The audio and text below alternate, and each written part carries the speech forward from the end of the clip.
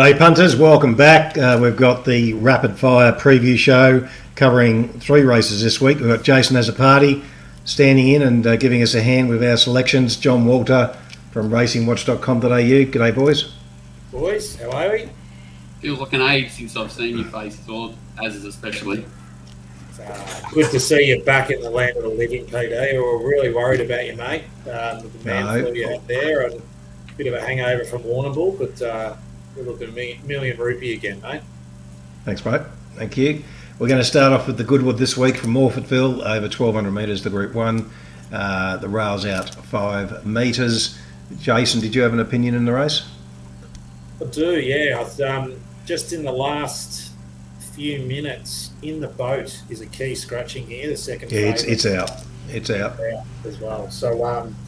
So, John, have you got an updated market there, actually, before we talk about that? We've got the scratching there? Well, it is out. The scratchings are in, so I'm assuming the deductions are in. 480 Extreme Warrior, Behemoth 750, Inferno 750, Astrologist 950, 13 General Bow, 13 Sabatoxel, 14 Bellini Bettina, 15 Lombardo, Big Tail, 21 Frankie Pino, 21 Regards Marie, 26 Halverson, 31 Acer, 31 Insta Celebrity, 31 Manhattan Times, 31 Not an Option, 34 Ironclad, 40's the rest. I can't even believe the last 3 to go. So, Jason, back to what you were talking about there. Yeah, I mean, In the Boat scratching it drew 20. It was going to.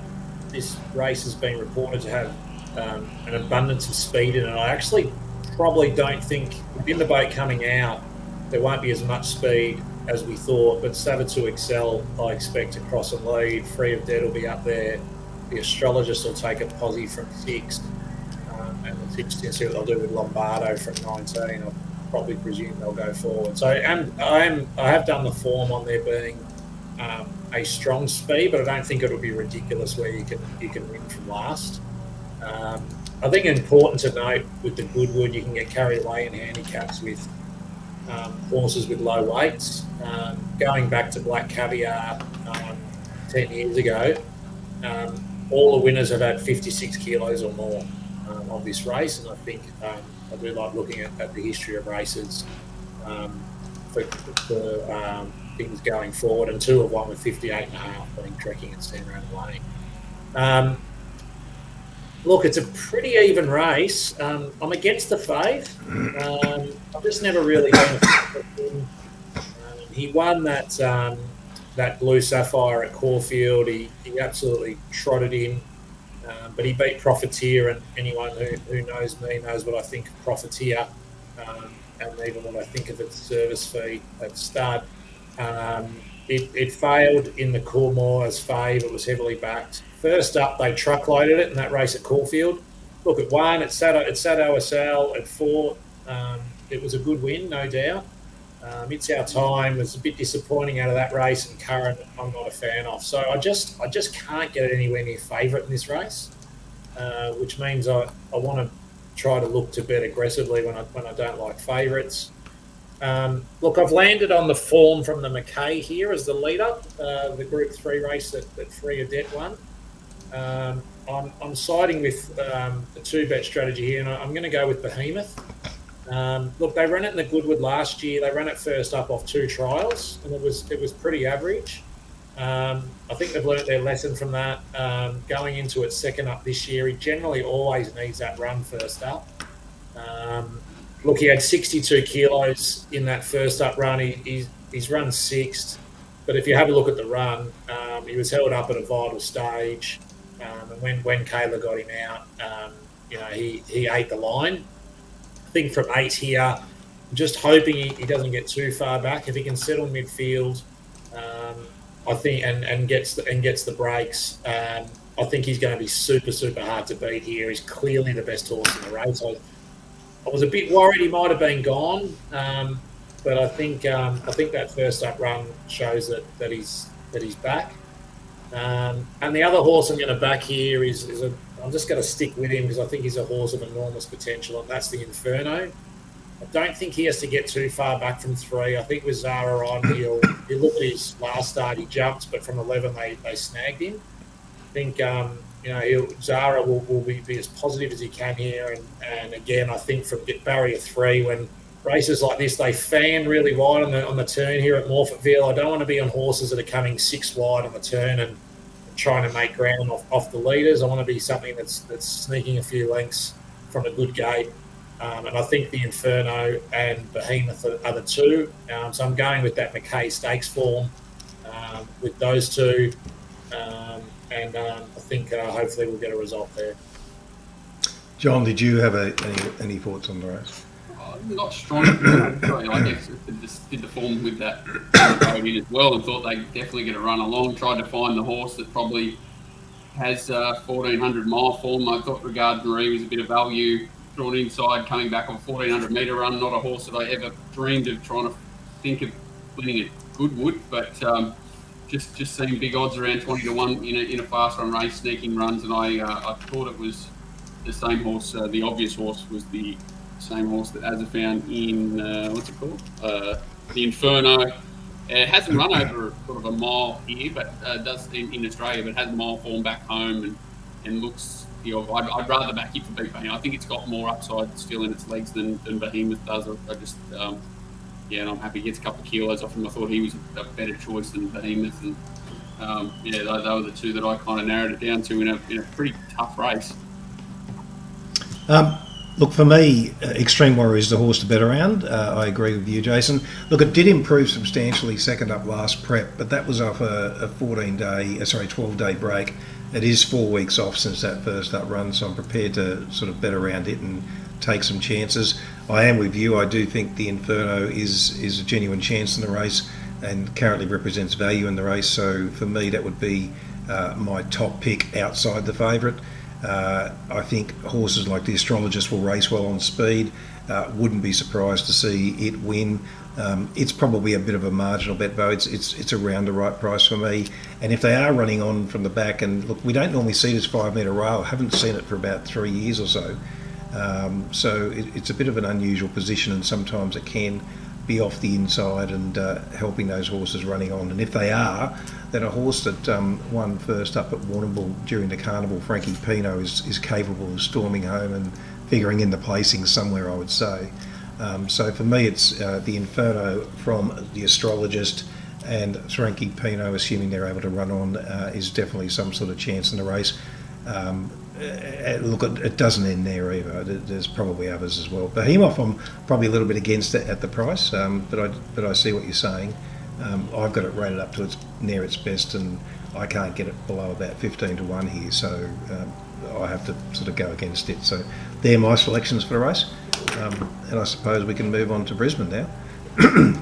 So at Doomben, we've got we're going to start off with the Doomben Cup. Over 2,000 metres, Group 1 weight for age. John wants the betting. Obviously short price favourite in Zaki. Mighty Zaki, $1.50, trimmed up a little bit, $8 Polygrade, $10 Weta, $12 Kukaracha, $15 Great Cap, $21 Copatina Bay, $26 Maximal, $26 The Chosen One, $51 Estefini, $51 Colding, a much easier market to read. So I might start off with this race here, and John, you and I have already had a bit of a chat about this, but look, I think that Zaki is not the same horse as it was, and that's stating the obvious, I suppose. When it won by 8, last preparation, it was last prep. No, the prep before, I should say. Okay, so look, it's a sort of a horse that's been getting away with pretty cheap on-pace runs and not really being tested at all. And the horse I'm going to here is Polly Gray, who won the JRA Plate 2 starts back by about 6 lengths when it was allowed to lead and lead at a good clip. And I think that if T. Clark wanted to make an issue of it early, he could potentially hold out Zaki. Zaki has the ability to go fast early as well, but I don't know that James McDonald would actually make it a contest if Tim Clark showed intent and wanted to lead. But if he was to lead, I think he needs to run along at a reasonable clip. And it looks like the value to me around the favourite. I mean, the favourite's obvious, and I'm not saying it can't win. I think it's a genuine odds-on chance, just can't get it as short as the 2's on. So for me, the value in the race would have to be Polly Grey, and even another stablemate there, Great House, is capable of improving fourth up, and it could run a bit of a race also. There is another horse in the race that I'm keen to see what they do with the betting. It's got blinkers back on. That's called Maximal. The only time it wore blinkers in Australia on its debut run, it rated a lot better than what it has at 2 subsequent runs last prep. They did take the blinkers off at its second run last prep. It got Nashville really going on. It has trialled quite okay, I think, and it's only 70 days off. So just interested to see what they do in the betting. It wouldn't surprise me if this horse was able to run a place in this race. So for me, I'm sort of betting around the favourite, even though I think it'll win, and going with Polly Grey and Great House definitely, and could even chop out on Maximal. Is Jason? Maximal, aren't they saying it can't go on the wet, Maximal? Well, the whispers yes. over Carnival here. Mm. Yes, I know. I hear what you're saying there. They might scratch. I mean, on that, we didn't talk about the track. I see it's a heavy 8 at the moment. Yeah, and look, it's been raining sort of on and off, during for most of this week. Mainly sort of showers more so, but there's been a lot of rain, and Doomben won't race as well as Eagle Farm did. So, look, I hear what you're saying. Lightly raced horses, for me, it's got one run overseas on a slow track where it failed, and I can see what you're saying, and it does seem to go better on good tracks, but I wouldn't totally write it off, is all I'm saying. Look, it would be a chop out at best for me, but my bets are definitely Polly Grey, Great House. So what are you saying, Jason? I'm just looking up the weather, so you can go. Yeah, I saw 20 to 25 mils Saturday. Yeah, I mean, do I want to back Zaki at $1.50? I'd probably back it before I laid it. I think it should win. Interesting, Polly Grey to beat Zaki. Yeah, I can see. I mean, it was only less than a length off at last start, and T Clark on. I see what you're saying. That's it. Kukaracha's a horse I've got my eye on. I don't think tomorrow's its race, but I do think this horse has ability. I think each prep it's improved. It's only a 4-year-old gelding, and it's certainly a horse in the future I think will win a nice race. I'm not sure how we'll define nice race. He's already won some nice races. He won the Derby, didn't he? The Queensland Derby. But yeah, I thought its win first up was good, and I like horses who start their prep off with a nice first up run. So I think he'll have a nice prep. Not sure where his race is, but nothing else to add. What I'd like to ask you guys about Quetor and your thoughts. I think it's really good in Sydney over Christmas time, and what your thoughts are of it measuring up in the future in group races, whether that's on a dry or wet track. I got marked at 12 to 1, so it's some sort of a place chance, I suppose. I think it's a nice horse. It did peak third up last time. Still like their race, and we probably haven't seen the top of this horse. But I don't know that this is the race for it. Could be. I'm with you. I think the more that Polly Grey presses, there's a few things that are important. If this, what do they say, if it arrives on race day, that's a big plus for Polly Grey, regardless. And if a little bit arrives Friday, won't hurt. Probably don't want the 4:30 just in case the meeting's called off. But yeah, what if there's some pressure to Zaki early, a bit of a wet track, he gets keen. It certainly opens up the chances for Polly Grey, and I think Wet is a very, very, very good horse. It made a really sharp run sort of there on that track last start and completely knocked up the last 150, 200. Might still be one short, but probably the drier the better for it too.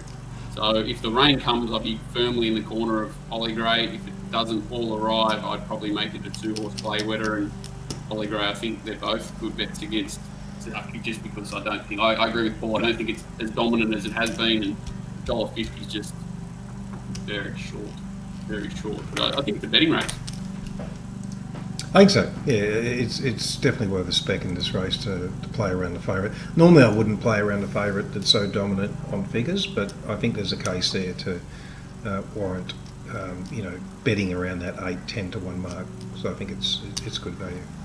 Okay, race 8, the Roses. John, what's the market? What I've done there, I've just clicked off the race. So that's what I did. It's back. Barbrader $4, Smirk $6.50, Aravine $8.50, $9 Belle Savoie, $11 Chilco Lake, $11 Stalking, $13 Biscayne Bay, $16 Gin Martini, $16 La Billy, $18 Taranga, $21 Shandon Burge, $21 Festival Dancer, $26 Savigal, $81 plus the rest. Jason, you want to start off here? Or? Yeah, I'll start with a question. Well, I know you love sharing your prices, Paul. What price have you got Barbrader, Mark?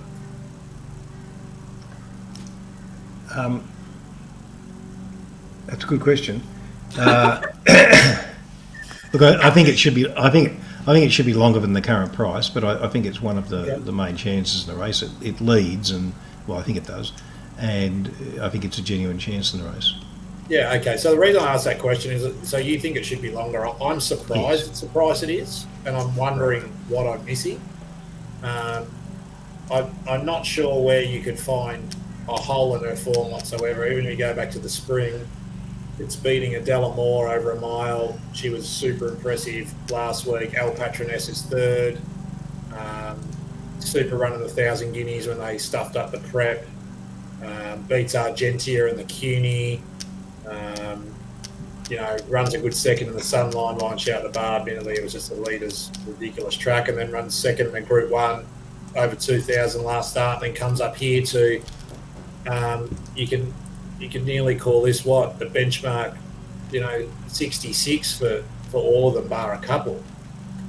So I was a bit surprised at set weights that she's the price it is, and I'm wondering what I'm missing. I think McAvoy will go forward here. The really heavy track, I'd be suspect on. So that's my only thing. But if it was a 7, I couldn't see he could back anything else in the race. There's 2 other horses from Victoria here. There's Biscayne Bay. I think from 16 they'll go back Doomben. I think it's more an Oaks horse, but I expect it to be running on. 2 nice fillies here, Belle Savoie and Aravine. Yep. I've got a lot of time for this Aravine. One it's maiden super impressively. They put it out, run 5th first up. Flemington in the Saturday race. It was a very, very good run, very unlucky. She went to the midweeks against the older horses, 1,400 up to 1,800. Suspect, sat on speed with 59 and was really strong through the line. Fastnet Rock out of a Zabeel mare, ground perfect in terms of distance. I think she'll get through the wet. Hike on, good gate.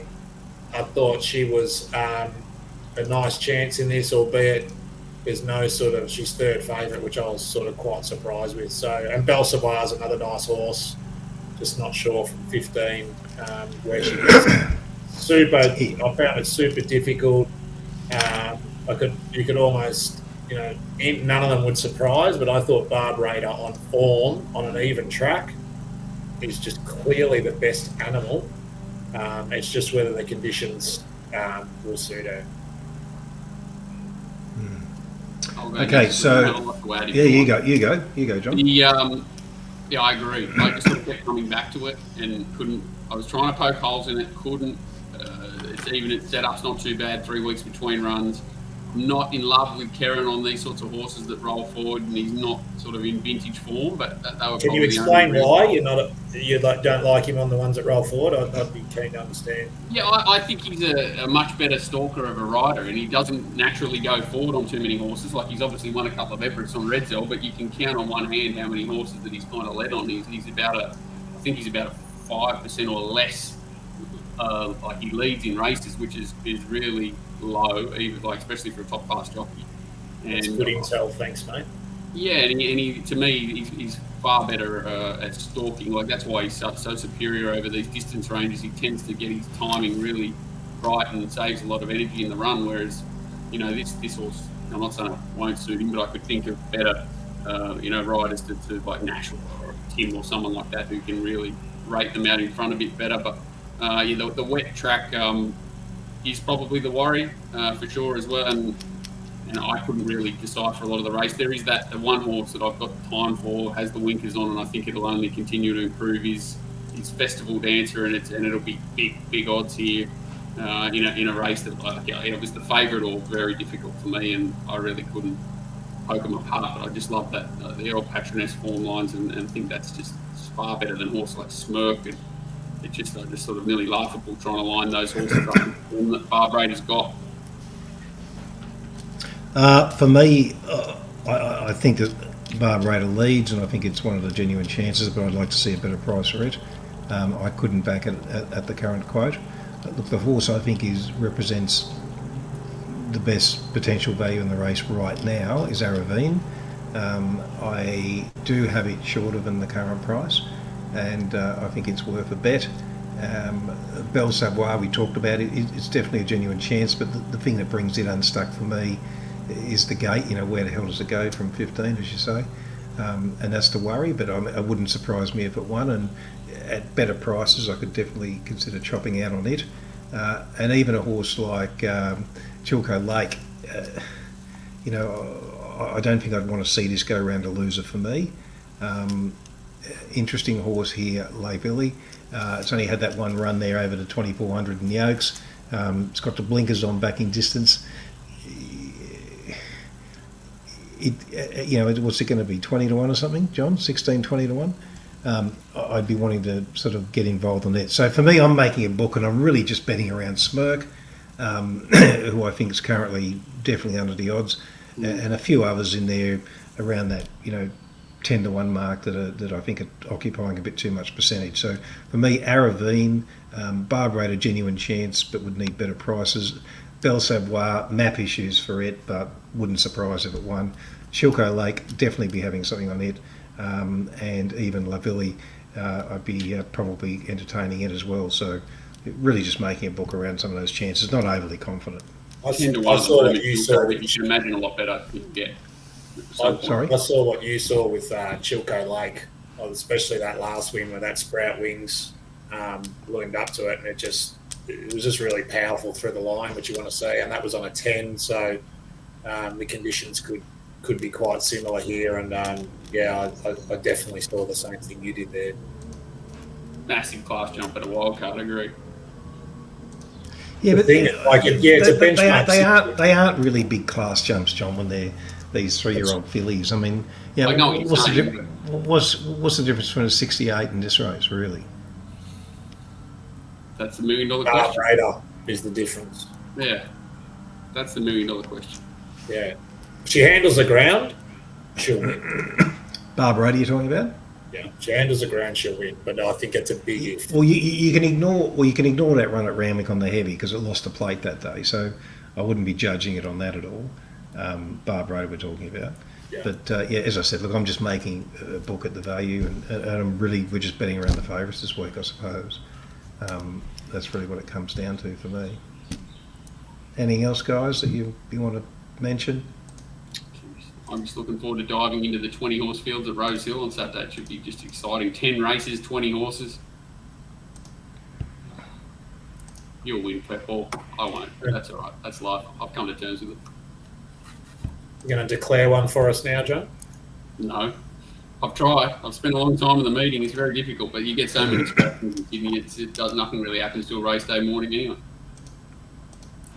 Yeah, I think you really got to wait, don't you? Pretty much.